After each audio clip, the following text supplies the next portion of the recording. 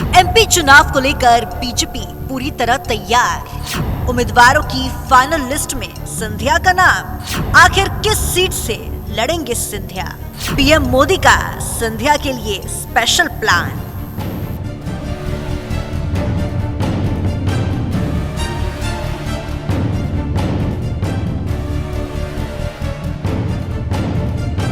मध्य प्रदेश विधानसभा चुनाव को लेकर बीजेपी ने कोई कसर नहीं छोड़ी है।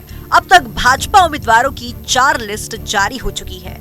इनमें कैलाश विजयवर्गीय, नरेंद्र सिंह तोमर और मौजूदा सीएम शिवराज सिंह चौहान जैसे नाम शामिल है। पर जिस नाम पर सबकी निगाहें हैं वो है ज्योतिरादित्य सिंधिया, जिनकी सीट को लेकर सस्पेंस बना हुआ है। दरअसल पार्टी को अब 94 उम्मीदवारों के नाम की घोषणा करनी है।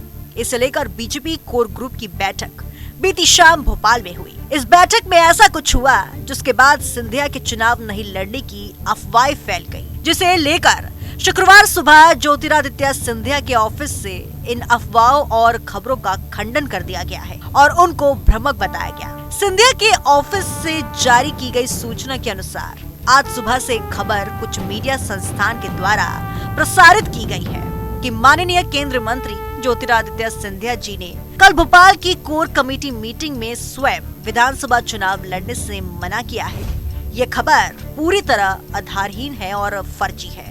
चूंकि सिंधिया ने उनके चुनाव नहीं लड़ने की खबरों को गलत बताकर उनका खंडन जारी किया है, तो ऐसे में अब ये तय माना जा रहा है कि ज्योतिरादित्य सिंधिया चुनाव लड़ेंगे। उनकी बुआ और बीजेपी की कदावर नेता और खेल मंत्री यशोधरा राजे सिंधिया ने अपनी शिवपुरी सीट से चुनाव लड़ने से इनकार कर दिया है। तभी से ये अटकलें लगाई जा रही हैं कि ज्योतिरादित्य सिंधिया शिवपुरी सीट से चुनाव लड़ सकते हैं। ऐसे में अब इन अटकलों को बल मिल गया है कि ज्योतिरादित्य सिंधिया शिवपुरी या कोलारस सीट से चुनाव लड़ेंगे और बीजेपी की अगली सूची में उनके नाम का ऐलान हो सकता है।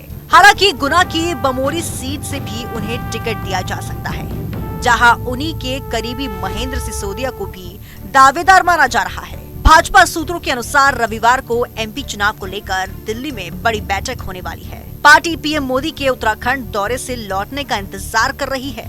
एमपी विधानसभा में कुल 230 सीटें हैं। बीजेपी ने कुल 136 उम्मीदवारों को टिकट दिया है, जबकि 94 नामों का ऐलान होना बाकी है। सिंधिया चुनाव लड़ेंगे ये लगभग तय है, लेकिन बीजेपी आलाकमान उन्हें परंपरागत सीट देती है या उन्हें नई सीट पर चुनाव लड़वाने का रिस्क लेती है, ये इस बैठक के बाद तय होगा। इतना तो साफ है, सिंधिया की एंट्री से एमपी का चुनाव दिलचस्प होने वाला है। क्या सिंधिया एक बार फिर भाजपा के संकट मोचक बनेंगे या कांग्रेस उनसे पिछली सियासी हार का बदला लेगी? ये मध्य प्रदेश की चुनावी जंग में देखने को मिलेगा।